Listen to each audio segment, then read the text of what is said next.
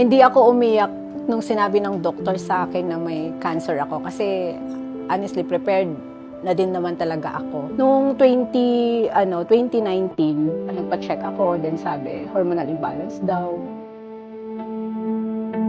I'm Michelle Valdez. I'm from Butuan City. Wala masyadong opportunities dun sa Butuan. So, may tumawag sa akin na taga UK company and then nag-offer sa akin as a junior programmer. Isa din sa reason kung bakit nandito ako sa Manila nag-work kasi nga yung salary is mas malaki. My friend offered me an insurance and then that time kasi then 37 na ako. So, nag-yes na din ako. So, after ilang years ng paghulog, nagkaroon ako ng emergency and then my friend, yung financial advisor ko, told me na pwede daw mag-withdraw. So, tinry ko siya. Nagulat talaga ako kasi after 2 days, pumasok agad sa bank account ko yung pera. Sobrang kailangan ko din talaga pang additional capital. Sobrang laking tulong siya kasi akala ko, for insurance lang siya, hulog lang ako ng hulog. During that time na kailangan ko ng fund, nakatulong siya sa akin.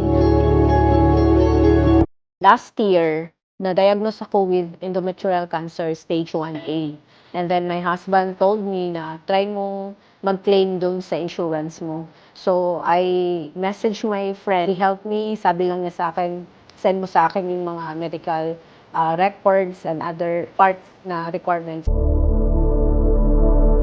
Naiyak talaga ako doon sa claims nung pag-approve sa insurance claim ko. Nung pumasok talaga yung pera sa bank account ko, as in sobrang naiyak ako kasi hindi ko siya ine-expect Hindi ko ine-expect yung good news. Nagulat kami. In just span of 7 days, in-approve agad. Amazing talaga yung nangyari. Kaya sobrang thankful ako, of course, sa ating Panginoon. Pati yung sa pag-claim, sobrang smooth, sobrang bilis. A combination of faith mo kay God and then meron kang pinipare na protection, which is the insurance. Yung amount na yon na na-claim ko, naging savings siya, nakatulong din siya sa gastos ng treatment ko, and then naibalik yung ginastos namin during the surgery. I am very, very grateful for this insurance company na talagang totoo pala talaga.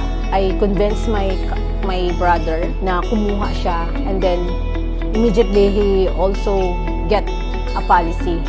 And also my staff, kumuha na din sila. Kasi if in case din naman na magkasakit sila or anything na emergency, sa akin pa rin naman sila lalapit. So might as well meron silang nakahandang insurance. Tama pala yung insurance na nakuha ko kasi may critical illness siya. And sana pala dinamihan ko kasi madaming insurance, mas madaming claims. Also, yung dapat pala inagahan ko siya. Kasi pag bata, mas mura yung premium. And ito pa, yung fund value, nagagamit siya in case of emergency. On my case, nagamit ko siya for additional funding sa business ko. And yung iba nun, para sa retirement ko.